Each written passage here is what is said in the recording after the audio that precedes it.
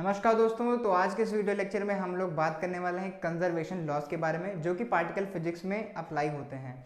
यानी कि कोई भी जब रिएक्शन होती है जिसमें किसी पार्टिकल का प्रोजेक्शन होता है या किसी पार्टिकल का डिके होता है, तो वो रिएक्शन नेचर में अलाउ होगी या नहीं होगी, वो हम उसके कंजर्वेशन लॉस के थ्रू डिफाइन करते हैं। जैसे कि हम लोग बात करें क्लासिकल मैकेनिक्स में, तो वहाँ पर हम लोग क्या देखते थे कि conservation of energy, conservation of momentum, ये दो बेसिक चीज़ें हम लोग ज़रूर चेक करते थे रिएक्शन के अलाउड होने के लिए। यहाँ पर उससे कई ज़्यादा लॉज होते हैं। ठीक है, तो पहले अगर हम कंजर्वेशन लॉस की बात करें तो उसको हम लोग दो कैटेगरी में डिवाइड करते हैं।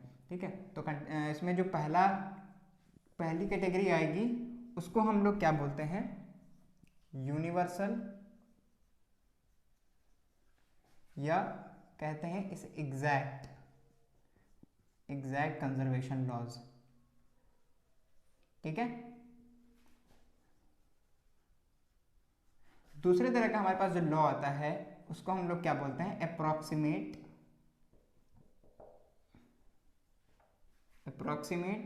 Conservation law.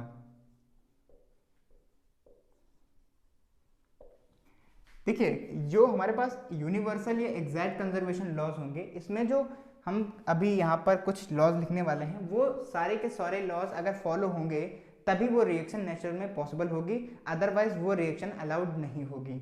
Approximate conservation laws के अंदर जो लॉज आते हैं उसमें से अगर मान लीजिए कुछ पर्टिकुलर लॉज फॉलो हो रहे हैं और कुछ लॉज जो है वो वायलेट कर रहे हैं, तो वो स्पेसिफिक कंडीशन में वो रिएक्शन पॉसिबल हो सकती है, लेकिन उसके लिए भी एक स्पेसिफिक कंडीशंस होती है। ठीक है, तो अगर हम पहले बात करें कि कौन कौन से लॉज ज़रूरी हैं फॉलो होना अगर उस रिएक्शन को होना है यूनिवर्सल कंजर्वेशन लॉ फॉलो करना है। ठीक है, तो उसमें हमारे पास 5 लॉज जो आते हैं। पहली चीज़ तो एनर्जी कंजर्वेशन फॉलो ही होना चाहिए। ठीक है, तो एनर्जी कंजर्वेशन होना चाहिए, एनर्जी कंजर्वेशन लॉ फॉलो होना चाहिए। मोमेंटम, ठीक है, ये तो हमने पढ़ा था अभी तक, ये हर जगह पे फॉलो होना ही चाहिए, तो मोमेंटम कंजर्वेशन हो गया, ये भी होना चाहिए। तीसरी चीज़ आती है एंगुलर मोमेंटम। ठीक है, तो एंगुलर मोमेंटम भी क्या होना चाहिए, कंजर्व होना चाहिए रिएक्शन में, तो ये हो गया angular momentum.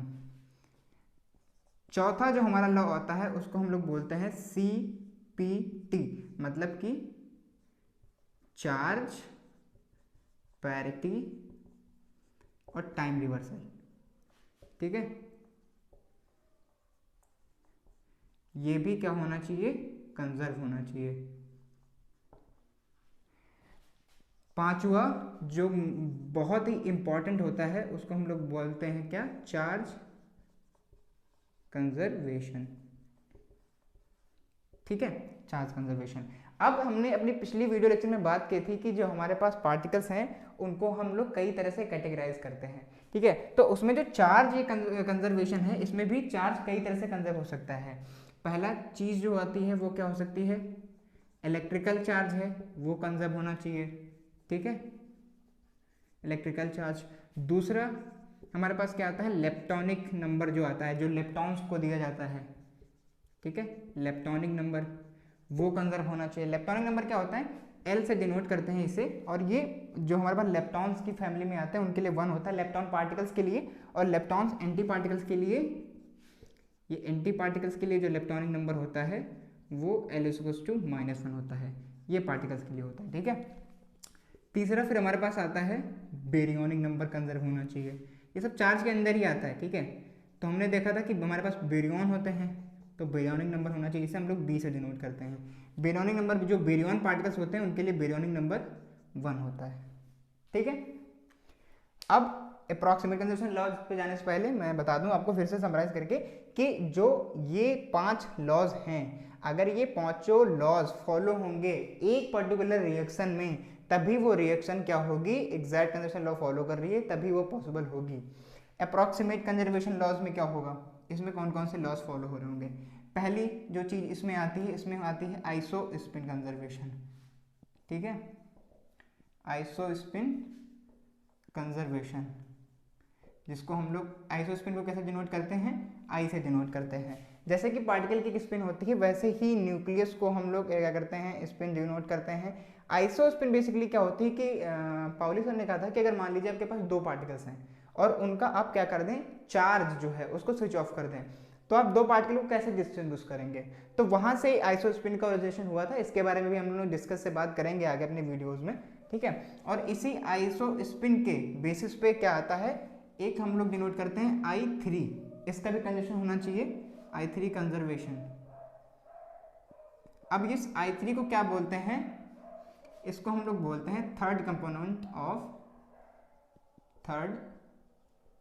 Component of isospin, ठीक है। तो ये थर्ड कंपोनेंट ऑफ आइसोस्पिन है, ये भी क्या होना चाहिए, कंजर्व होना चाहिए।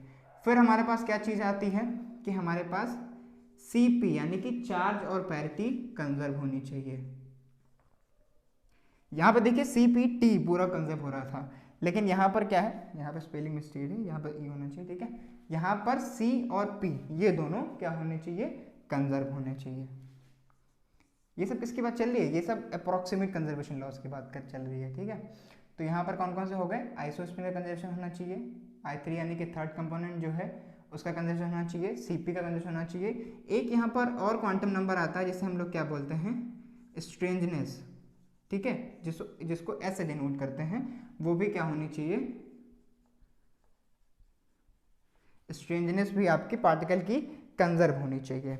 एक चीज इसमें भी आती है और जिसे हम लोग क्या बोलते हैं, टाइम रिवर्सल, है ना, टाइम रिवर्सल, ये भी कंजर्व होना चाहिए, कंजर्वेशन लिख देते हैं, ठीक है, यहाँ पे कंजर्वेशन। तो यहाँ देखिए C और P एक जगह कंजर्व हो रहा है और T है जो है वो एक जगह पे कंजर्व होना चाहिए, यानी कि इनमें से कोई एक भी कंजर्व हो जाएगा तो हमारी जो लॉ है वो अप्रोक्सीमेट कंजर्वेशन लॉ के थ्रू वो रिएक्शन अलाउड होगी। यहाँ पर क्या था कि CPT अगर इसमें से कोई भी एक वायलेट कर जाएगा तो वो रिएक्शन अलाउड नहीं होगी अप्रोक्सीमेट कंजर्वेशन लॉ के थ्रू। वो किसके थ्रू अलाउड होगी, वो होगी अप्रोक्सीमेट कंजर्वेशन लॉ के थ्रू अलाउड होगी और एग्जैक्ट कंजर्वेशन लॉ के थ्रू अलाउड नहीं होगी, ठीक है। तो यहाँ पर मैं नोट लिख देता हूँ, if all laws are followed then reaction is allowed through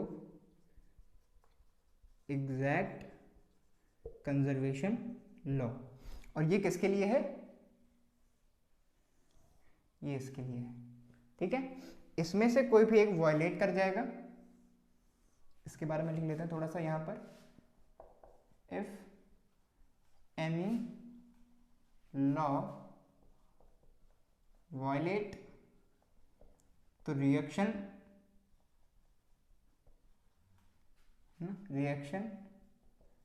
will allowed by specific condition, ठीक है। उसके लिए भी कोई कंडीशन होगी कि किस इंटरेक्शन के थ्रू ये पॉसिबल हो सकती है, उसके बारे में भी जो हम लोग डिस्कस करेंगे, न्यूमेरिकल्स कर रहे होंगे तो उसके बारे में हम बात करेंगे कैसे वो लॉज जो है वो फॉलो हो रहे होंगे। तो ये था बेसिकली कि कंजर्वेशन लॉज कैसे हमारे पार्टिकल फिजिक्स में क्या कहते हैं गवर्न करती है कि कोई भी रिएक्शन जो फीजिबल होगी या नहीं होगी। तो पार्टिकल फिजिक्स की काफ़ी सारी वीडियोस आगे भी हम लेकर के आने वाले हैं, जैसा कि मैंने आपको बताया इसके न्यूमेरिकल्स हम लोग करेंगे, हम लोग क्वार्क मॉडल डिस्कस करेंगे, आइसोस्पिन जिसमें जैसा कि इसमें आया कि आइसोस्पिन क्या होता है, I3 क्या होता है, उसके बारे में डिस्कस करेंगे। तो काफ़ी सारी वीडियोस हम जो आपके लिए लेकर के आने वाले हैं। तो फिलहाल इस वीडियो लेक्चर के लिए इतना ही, बने रहिए हमारे चैनल के साथ। वीडियो देखने के लिए बहुत बहुत धन्यवाद।